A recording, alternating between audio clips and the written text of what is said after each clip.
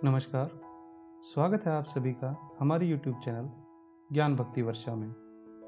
आज हम वर्णन करेंगे महावीर बर्बरीक की कथा का। बर्बरीक गदाधारी भीमसेन के पौत्र तथा घटोत्कच व मोरवी के पुत्र थे।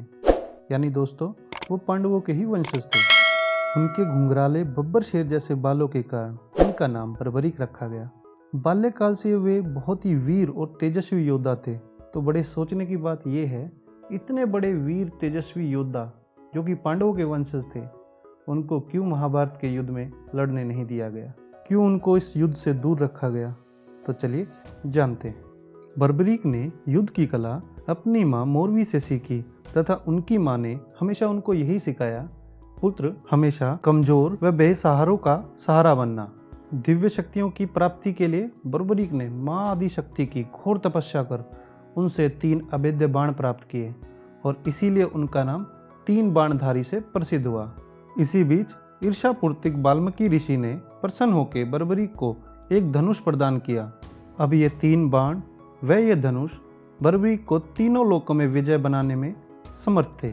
परंतु बर्बरीक ने हमेशा ही दीन कमजोरी की रक्षा हेतु लड़ाई लड़ी और उनकी सेवा करने हेतु आजीवन ब्रह्मचारी रहने की प्रतिज्ञा भी ले ली। जब महाभारत के युद्ध की घोषणा हुई तो बर्बरीक के अंदर भी युद्ध में सम्मिलित होने की चाह जागी और वो अपनी माँ से युद्ध के लिए आशीर्वाद मांगने गए।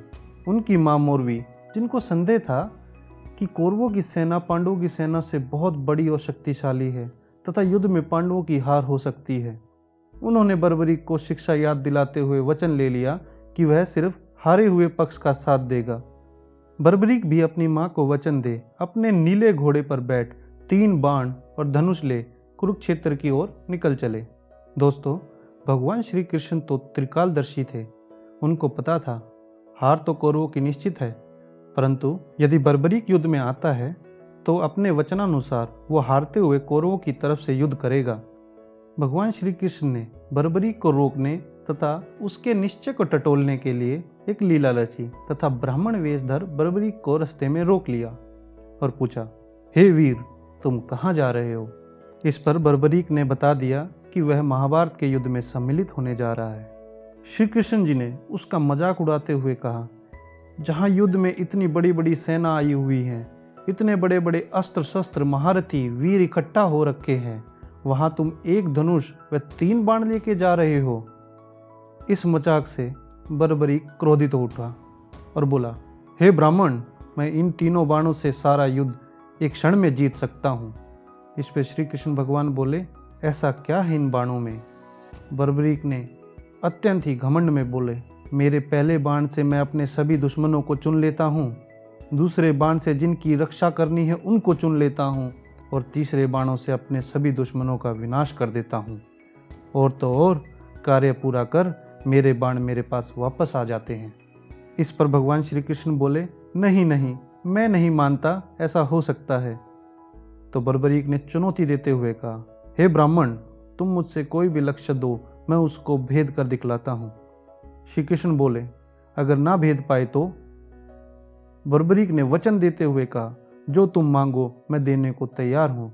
तो भगवान श्री कृष्ण ने बर्बरीक को चुनौती दी, इस पीपल के पेड़ के सभी पत्ते भेद कर दिखलाओ।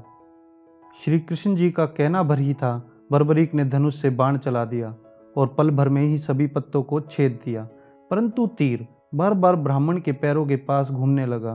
बर्बरीक ने देखा कि ब्राह्मण ने एक पत्ता अपने पैरों के नीचे दबाया हुआ है, इसीलिए बाण वहां रुका हुआ है। बर्बरीक ने समझाते हुए कहा, आप अपना पैर हटा लीजिए, वरना ये बाण आपको चोट पहुंचा देगा। यह बात सुन श्री कृष्ण भगवान मुस्कुरा दिए। बर्बरीक को समझते देर न लगी, यह कोई साधारण ब्राह्मण नहीं है, अवश्य ही कोई महाशक्ति है। जब बर्बरीक का तीर सभी पत्तों को छेद नहीं पाया तो उसने अपनी हार मानते हुए ब्राह्मण को कुछ भी दान मांग लेने के लिए कहा। तब ब्राह्मण रूपी भगवान श्री कृष्ण ने बर्बरीक से पूछा, अगर तुम महाभारत के युद्ध में सम्मिलित होते हो तो तुम किस पक्ष से युद्ध करोगे? यह सुन बर्बरीक ने अपनी माँ को दिया वचन दोहरा दिया कि वह सिर्फ हारते हुए पक्ष से लड़ेगा। भगवान श्री कृष्ण ने बर्बरीक की शक्तियों को जान लिया था और यह समझ गए थे, अगर वह युद्ध में आया तो अवश्य ही कौरवों की तरफ से लड़ेगा तथा अगर ऐसा होता है तो पांडवों की हार निश्चित है। ब्राह्मण ने बर्बरीक को अपना शीश दान देने के लिए कहा। यह सुन बर्बरीक एक क्षण को ठिठक गया, परंतु अपने वचन पर अडिग रहते हुए अपना शीश देने को तैयार हो गया। फिर बोला, हे ब्राह्मण, मैं आपके वास्तविक परिचय को जानना चाहता हूँ। यह सुन भगवान श्री कृष्ण ब्राह्मण रूप को छोड़ अपने असली रूप में आ गए।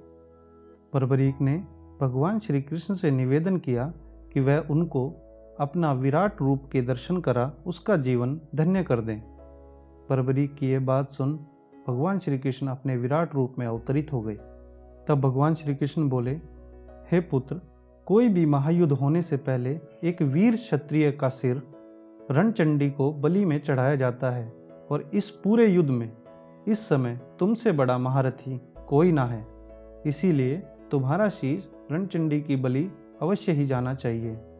यह सुन बर्बरीक बोले, हे प्रभु, मैं भी इस महायुद्ध में सम्मिलित होना चाहता था, परंतु अब मेरी आपसे प्रार्थना है कि मैं इस युद्ध को अंत तक देखना चाहता हूँ।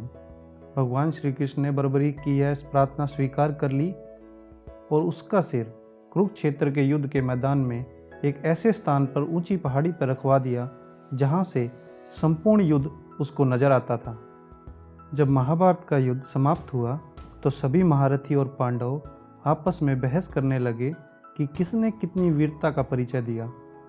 इस पर भगवान श्री कृष्ण ने सुझाव दिया, क्यों ना बर्बरीक से जाके पूछा जाए, वह तो पूरे युद्ध का साक्षी है, उसने संपूर्ण युद्ध अपनी नज़रों से देखा है।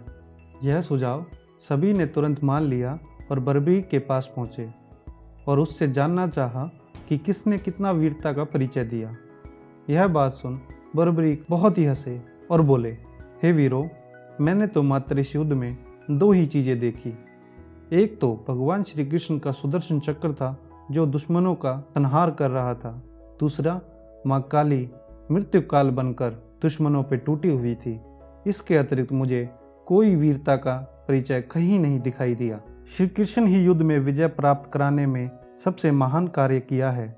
उनकी शिक्षा, उनकी उपस्थिति और उनकी ही युद्ध नीति ही निर्णायक थी।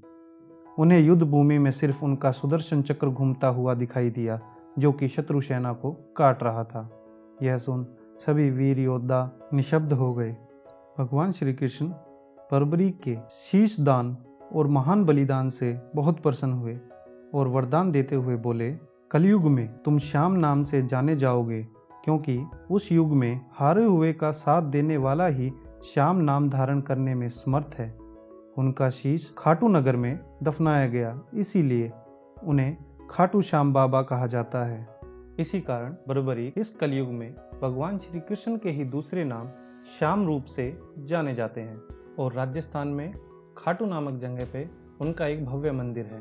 उनके लिए प्रचलित है, हारे का सहारा बाबा श्याम हमारा। दोस्तों, आपको ये कथा कैसी लगी कमेंट करके हमें ज़रूर बताएं। तब तक के लिए लाइक करें और सब्सक्राइब करें। धन्यवाद।